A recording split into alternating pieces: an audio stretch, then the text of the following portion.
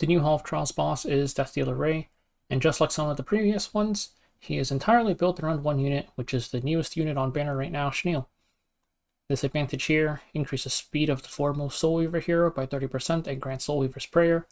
What this Prayer effect does is it makes it so that extra damage is amplified, and also AoE skills will deal damage based on the attack of the ally in the back slot.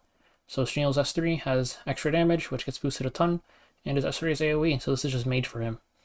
It's not entirely using the attack of the ally in the back slot, because I've noticed that when I give him attack buff, he does do a bit more damage with his S3. So it's not like Lilia's S3, it does factor in his attack a little bit. And then when the boss is exhausted, he gets his S3 back every single turn, so he can just use it every turn. And he will give greater attack buff to the hero in the back row, which increases his damage since the scaling effect. So he just turns into our DPS thanks to this. And the other team building requirement is no ML heroes, and we get the Ignore Efros effect again, which is really nice. So we can take a look at the rankings right now. It's mainly Akadi, Yufine, Ram, which is definitely the comfiest team to run. I don't have Ram built, and I don't have Yufine built, so I tried to copy Elusol's team. He's got Luluka, Amelia, Yufine, and I replaced Yufine for Cowrick. For my particular setup, Cowrick's much worse. I think if you're not pushing insane scores, then you can use Cowrick or some of the other alternatives fine. And then Amelia, Luluka as my healer and my DPS, though like I mentioned, Akadi, SRAM is probably comfier. And I will go over all of the alternatives for all of these slots, of course. So, one other issue is that I don't really know how I got this score. It just happened on my way home. And I can't really reproduce it because there's a lot of RNG in my runs thanks to Cowrick. But I will go over the general setup for it and show a run where I didn't complete it, but it is a run. The general concept for the run should stay the same regardless, so no matter which team you're using, you will be able to follow along just fine. We can take a look at the boss skills, since this is a new boss. So the way this fight works is he opens with S3, does the Venom thing, and summons 2 adds. This doesn't really matter because Schniel cleanses the Venom. And then he inflicts this Plague effect, which just makes it so that at the end of somebody's turn, they take damage proportional to their current HP. And of course, this effect won't be there during break phase, so you can heal up a little bit. And then these 2 adds are important because the way this fight works is similar to the previous halls. You're just waiting, he uses S1, which just hits your DPS in the back and increases their skill cooldowns a bit. Then eventually he'll S2, which starts the phase to lead into the break phase. So this overload phase, this effect gets put onto the 2 adds that he summons. This poison, blind, get instantly cleansed by Schniel, so it's not a huge deal. So they get this overload effect, which makes it so that when they take an AoE while having a debuff, they'll get an extra turn. And this is actually good because their S1 is that if they attack and they have overload, it'll deal pretty much no damage and they'll instantly die after attacking. One other thing is that they are immune to all debuffs except for Provoke, Redirected Provoke, and Silence. So you need to hit them with an AoE Silence Provoke or Redirected Provoke so that they'll get an extra turn, use their no damage S1, and then kill themselves. And then once you kill all enemies except for the boss, the exhaustion gauge will increase by 60% and you will enter into the break phase. So then last thing is that he's got this thing here, the usual 10% CR increase, and he ignores Efres while using his skills, which is good because since Schniel's cleansing everything, it'll just make it so that he's guaranteed to proc instead of that really low chance of every single thing getting resisted somehow. And he can't increase exhaustion gauge while he has overload. And then this thing just says that you cannot get any resources, and it disables counterattacks and dual attacks. I think this resources thing might be so that you can't cheese the fight by putting Serene Purity add in again. That's kind of a funny effect. That's enough for the skills. We can take a look at the stats and alternatives for this unit. Schniel doesn't really have an alternative, so we can look at him first. I put him in Grace of Growth for these last 2 damage nodes on his S3, because they're good for damage here, but usually this is not that useful. And I have him on a very fast speed DPS build. He doesn't have to be this fast. I've seen people run slow Schniel and it's been fine. It's just because the way I have it set up, I want him to lap my DPS unit, so I have him really fast. And like I mentioned, his S3, even with the prayer buff, factors in his attack for some reason. So I don't know if you need this extreme of a split. I just didn't feel like changing it after I found out. And I have him on POS for all of the stats that it provides. If you don't have Schniel, the alternative, which is, you can see, still in the top 100, some people were running Acades teams, which is, if you don't have Schniel, you can use that for top 5%. Next up is the healer slot, which I'm using Amelia for her CR push, but her healing's not fantastic, and if you want a comfier run, you can just use Acades. Much easier to run because of how much healing she provides. But we can take a look at Amelia's stats anyways. I have her on a very fast build. This is for speed tuning purposes. She doesn't necessarily have to be this fast, it's just what was best for me. And the rest of her stats into HP. Rod of Amaryllis for healing, because I have it plus 30. And she's got her nice little attack percent imprint. And then for her Mollis, it's just the usual S2, at least the -1 turn, and then S3 for the -1 turn. Next is the AoE silence / provoke / redirected provoke slot. So I'm using Cowrick, though like I mentioned, Euphine is a really good option because Euphine, her S2 is 75%, and you molo it, and it gives 2 more to 85%. And then she has an EE, which increases her silence by another 15%. So you can get it to 100, though it does require you to mole her S2. I'm not using her because I don't have her S2 molded, and I don't plan on doing so. But she is a good alternative. And if you don't have Euphine built, then there is Fairy Tale Tenebria. Fairy Tale Tenebria, her S3, has a 100% chance to inflict redirected provoke. You do want the -1 turn cooldown probably, so you can cycle it a little bit faster. 5 turns is a very long time. And then aside from Fairy Tale Tenebria, there is Cecilia. Cecilia, her S3 does have 100% provoke, though similar to Euphine, you do need to molo it for 100%, so she might not be a good option for a lot of people since this is typically useless. And you'll hit the -1 turn on your way there, so that's not a big deal. And then my unit of choice was Cowrick, because I already had him built from a few years ago. The benefits between the stripper, or the AoE units rather, is Euphine and Cecilia need more molas, I think, and Cowrick F10A need less. Because Cowrick F10A really just need the -1 turn on their S3. So then one issue I had with Cowrick is because I was going for a setup where my Cowrick never takes a turn in the break phase. That means that he cycles a little bit slower. He's got same molas as F10A, 4 turns, and he doesn't need molas for effect chance. But 4 turns is long because I don't let him take a turn in the break phase, so his S3 doesn't come up fast enough. Euphine wouldn't have this issue if I had her moloed because their S3 is only 2 turns, or S2 is only 3 turns. I got around this by using Etika Scepter. I just hope that it procs.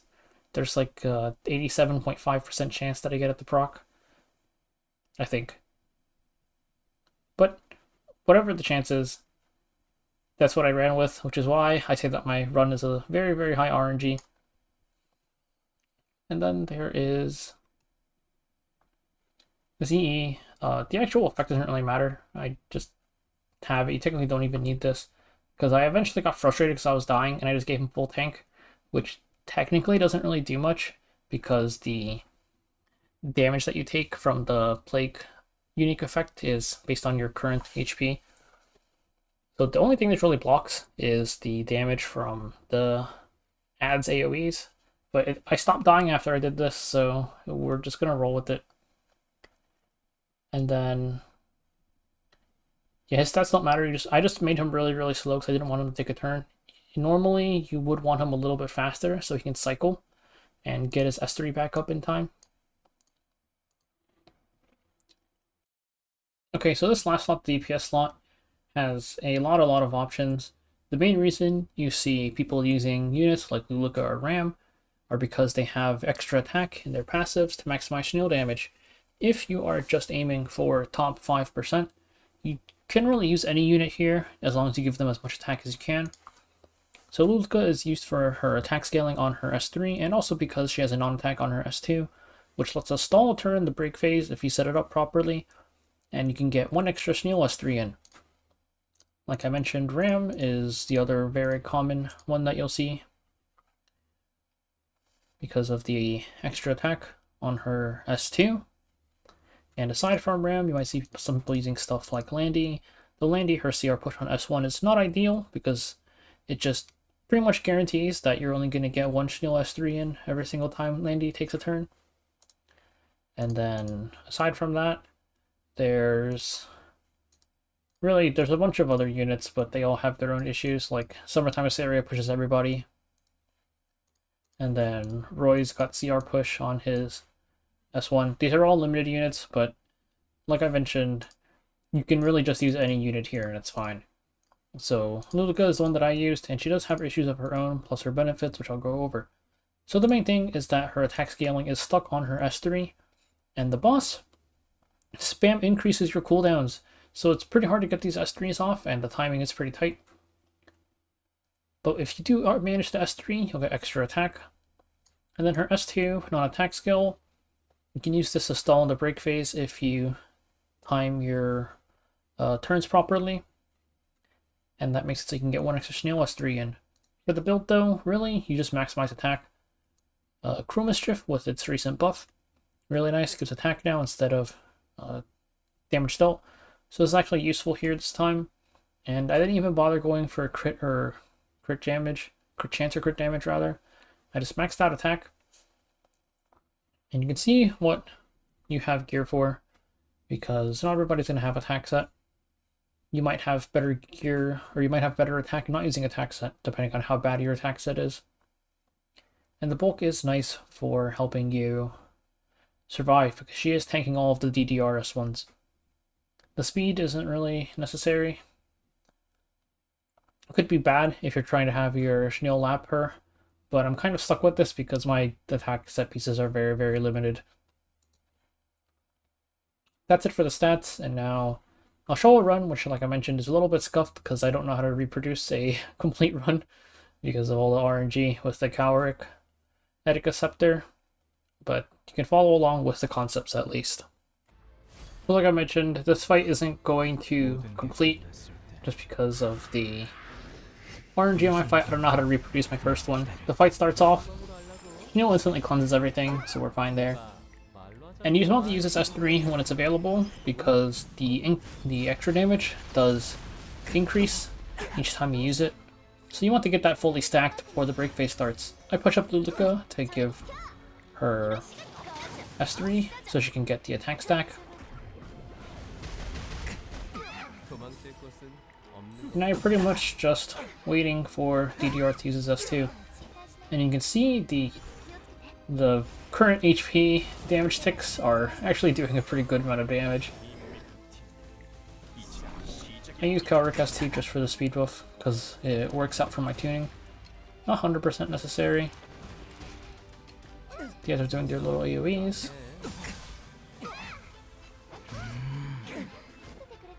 And DDR is going to S2 on his X turn, so really you just need to survive until that point, where after he uses his last S1. Because from here, you won't really be taking any damage anymore, unless you don't finish the overload phase quick enough. So the poisons get dispelled again.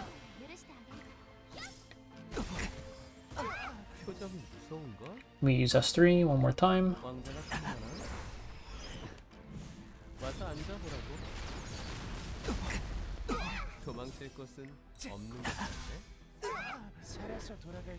And now we use our AoE silence in order to kill off the ads.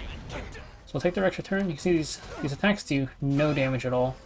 You are still taking damage from the current HP proc. Now we're in the break phase. I push up Schniel past Luluka.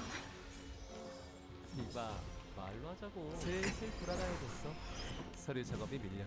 Lulu gets pushed up by 50% each time Schniel uses S3, but I have my Schniel fast enough that he will be able to lap her.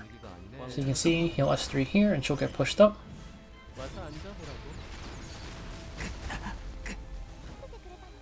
Now Melee uses S3 so we can heal a bit. And we can S3 again, so we get 2 S3s in each time Luluka uses S1.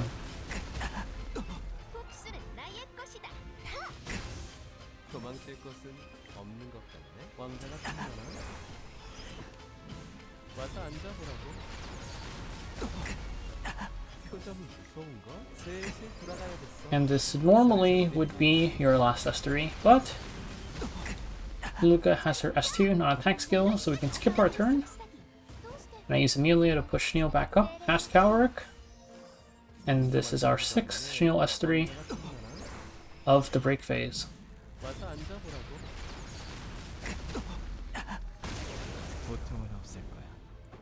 So that's a pretty good exit. There are some RNG points, which is my Luluka has like 50% crit chance, so that's in phase 1, or break phase 1 at least, it's a 200k damage loss every single time I miss crit. Not really the end of the world. And like I mentioned at the start, this fight doesn't finish because I run out of sustain in the 3rd break phase. I don't really know how to fix that, but don't really plan on fixing it because this run should surely be safe unless somebody discovers something really big in the next week, which is entirely possible based on what happened in the previous hauls. But I will let the rest of the run play out, and you can see how the 2nd phase goes, which is pretty much the exact same, and you can also see how I will die.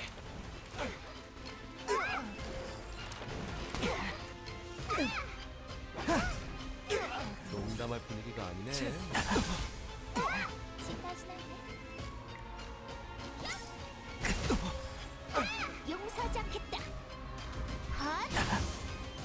치료가 맞아.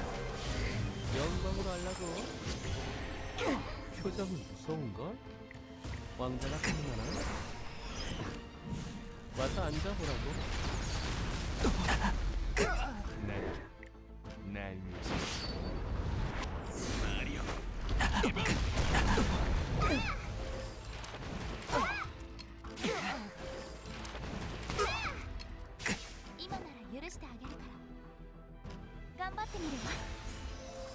도망칠 곳은 없는. 슬슬 돌아가야겠어.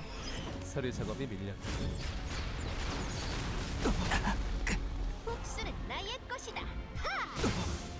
농담할 분위기가 아니네. 왕자가 생겨나. 와서 앉아보라고.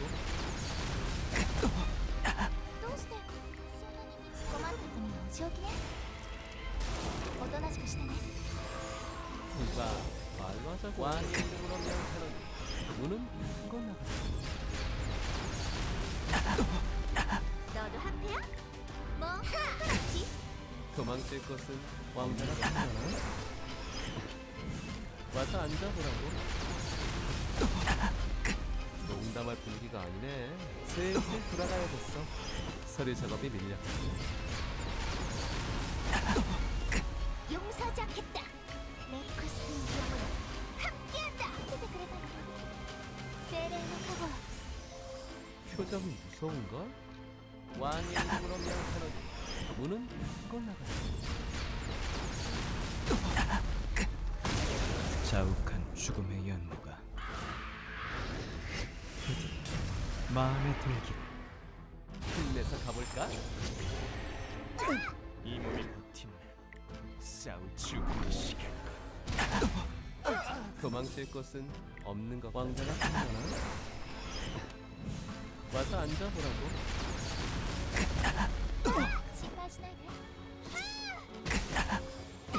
이봐, 말로 하자고. 저리 비켜. 이런 시간 없다. 사라져봐요.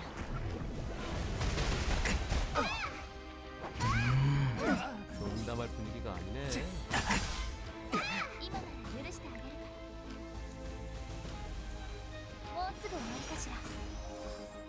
살아서 돌아갈 생각은.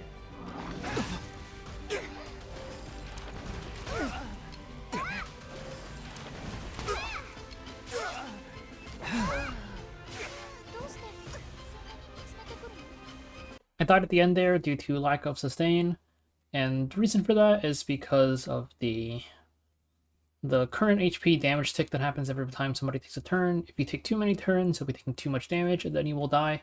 So that is probably what happened to me, because otherwise it doesn't really make sense why I died on one run and not the other. It could have been something else, like the maybe the timings where I exited break phase with units at different CRs. Maybe Amelia was really far up, but I managed to heal in time. But on this run, Schniel died for some reason, so I don't really know what's going on there. But anyways, the general concept of the run makes sense. It's just wait for DDR to S2. Make sure you have enough sustain to not die until that point, like I did in the third phase there. And then you use your AoE silence/revoke. Spam as many Schniel S3s as you can in the break phase, and then do that 2 more times. So hopefully, even though this run was a little bit scuffed, it made sense for people, and you guys are able to get good runs going.